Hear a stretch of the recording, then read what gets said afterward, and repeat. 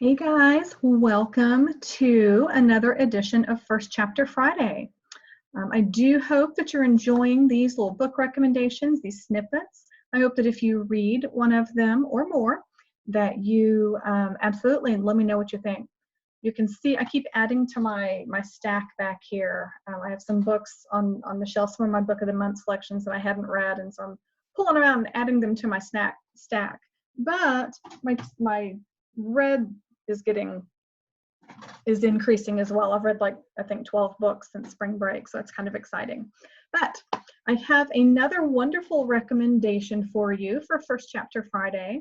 This was actually Jenna Bush Hager's book club selection, her Read with Jenna book club selection for February. And I ordered it. It was one of the Book of the Month Club suggestions. Or selections rather, and I don't remember if I ordered it that month or if I went back and added it later, because it actually has a sticker on here that says Read with Jenna. So the book is The Girl with the Louding Voice by, and I'm not completely sure how to pronounce the name. I want to say Abi Dare or Abi Dare. So I apologize for butchering the name, but The Girl with the Louding Voice. And this, I believe it's a debut novel. It says, yeah, debut. And it says, again, there's nothing on the back, but I'm going to read the inside flap, and then we'll jump into chapter 1. It's a short chapter compared to last week with the holdout that wasn't as short. All right. Abi Dare's powerful and extraordinarily moving debut sings from the page in a voice you won't soon forget. All you have are your words. Adani is a 14-year-old Nigerian girl who knows what she wants, an education. The only daughter of a broke father, she's a valuable commodity.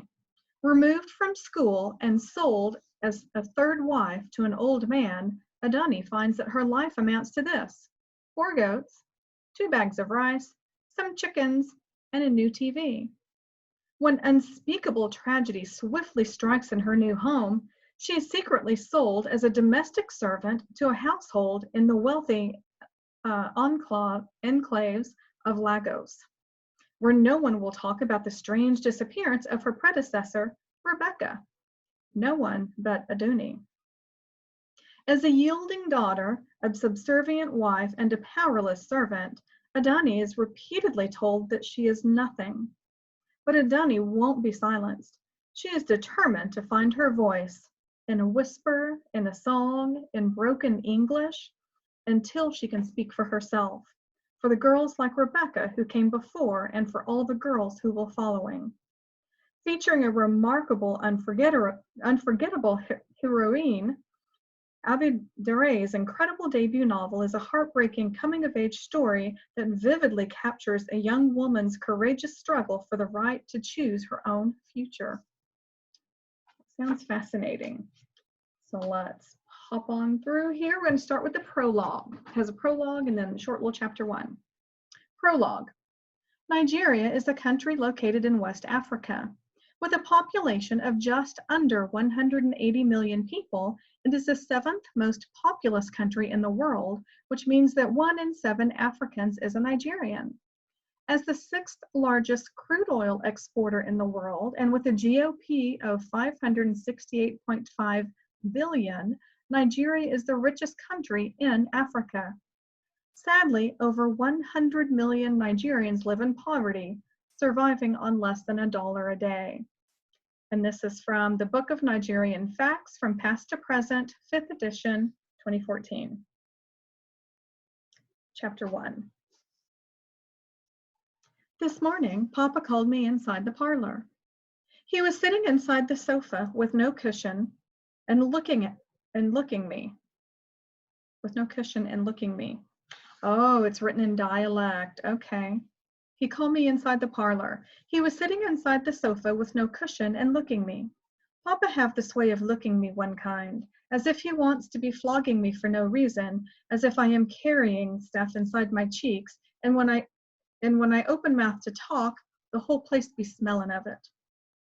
Sir, I say, kneeling down and putting my hand in my back. You call me? Come close, Papa say. I know he want to tell me something bad. I can see it in his eyes. His eyeballs have the dull of a brown stone that been sitting inside hot sun for too long. He have the same eyes when he was telling me 3 years ago that I must stop my education. That time, I was the most old of all in my class, and all the childrens was always calling me auntie. I tell you true, the day I stopped school and the day my mama was dead is the worst day of my life. When Papa asked me to move closer, I am not answering him, because our parlor is the small of a Mazda car. Did he want me to move closer and be kneeling inside his mouth? So I kneel in the same place and wait for him to be talking his mind. Papa make a noise with his throat and lean on the wood back of the sofa with no cushion. The cushion have spoiled because our last born, Caius, he have done too many tinkle inside it. Since the boy was a baby, he been tinkling as if it was a curse. The tinkle messed the cushion, so Mama make Caius to be sleeping on it for pillow. We have a TV in our parlor. It didn't work. Born boy, our firstborn, he found the TV inside dustbin 2 years back when he was working a job as a dustbin collector officer in the next village. We are only putting it there for fashion. It is looking good, sitting like handsome prince inside our parlor in the corner beside the front door. We are even putting small flower vase on top of it, be like a crown on the prince's head. When we have a visitor, Papa will be doing as if it is working and be saying, Adoni, come and put evening news for Mr. Bada to watch. And me, I will be responding, Papa, the remote control is missing. Then Papa will shake his head and say to Mr. Bada, those useless children, they have lost the remote controlling again.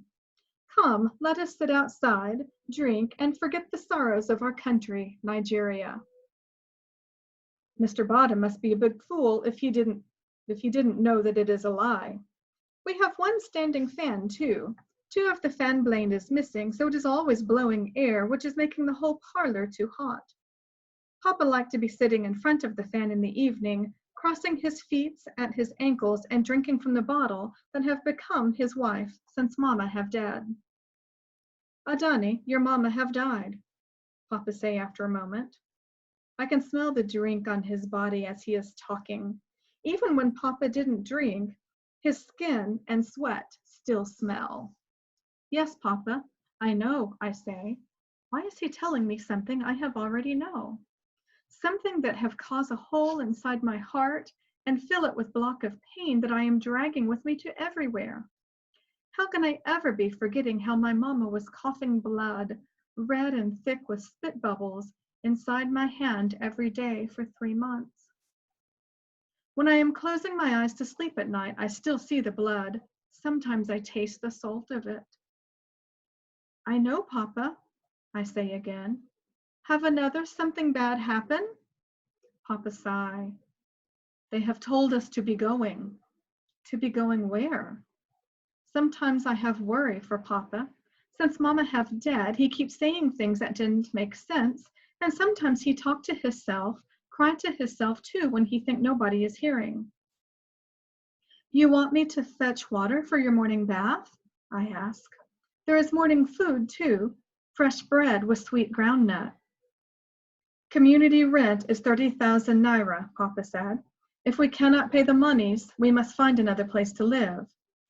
30,000 naira is very plenty monies.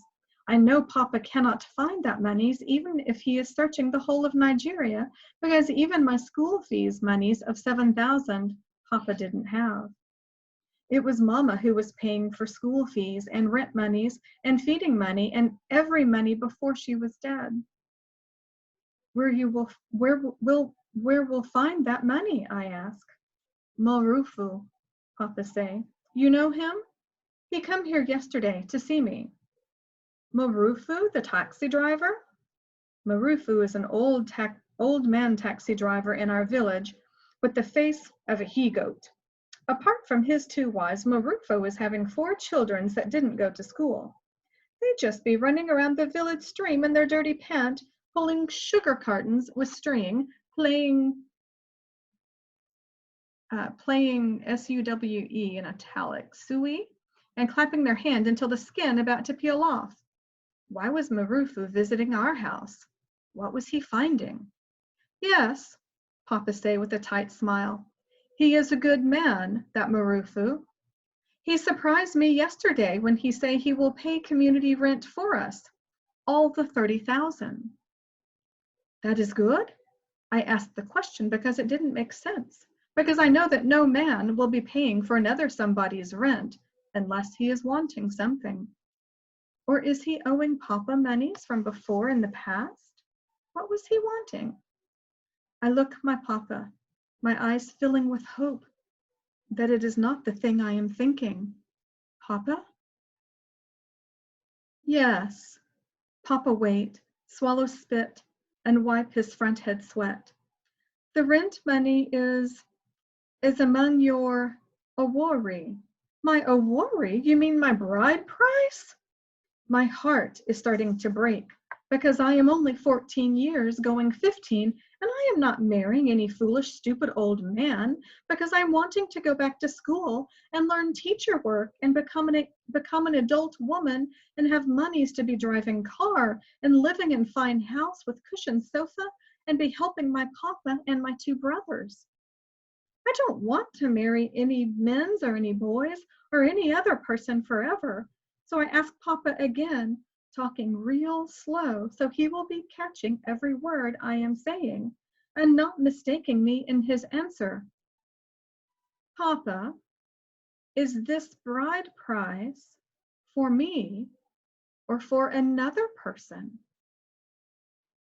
And my Papa, he nod his head slowly, slow, not minding the tears standing in my eyes or the opening wide of my mouth as he is saying, the bride price is for you, Adani. You will be marrying Marufu next week. And that is the end of chapter 1 of The Girl with the Louding Voice.